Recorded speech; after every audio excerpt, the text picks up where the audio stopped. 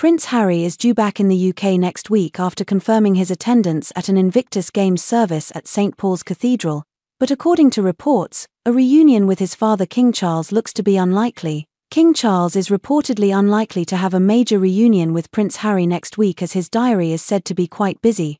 It was confirmed yesterday that Harry will be travelling to London in a matter of days to attend a ceremony marking the 10th anniversary of the Invictus Games. He will be at the service of Thanksgiving at London's St Paul's Cathedral on Wednesday, May 8, where he is expected to provide a reading, marking a decade since the inaugural Invictus Games London in 2014. The trip to London will mark his first visit to the city since he dashed back to the UK in February in the hours after the King's cancer diagnosis was made public.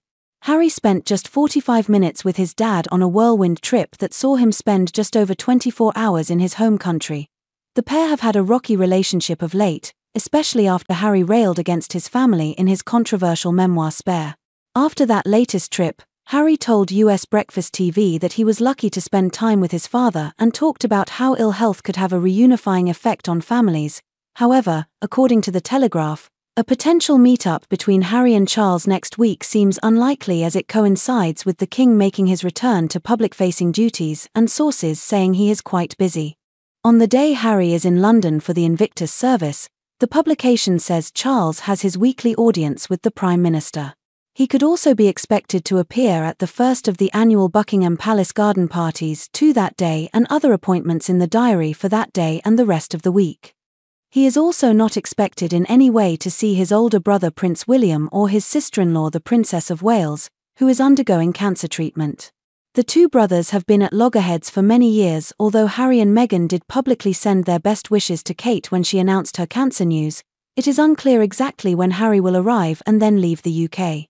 His son Prince Archie celebrates his 5th birthday 2 days before the Invictus event, so is likely to be in the US then to help mark the occasion. After his UK trip, Harry is believed to be meeting up with wife Meghan Markle and the pair will then travel to Nigeria together for a working trip to the country.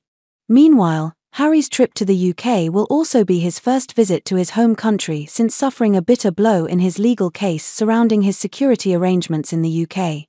Harry took legal action over the February 2020 decision of the Executive Committee for the Protection of Royalty and Public Figures, RAVEC, that ruled he would no longer be given the same degree of publicly funded protection when in the country.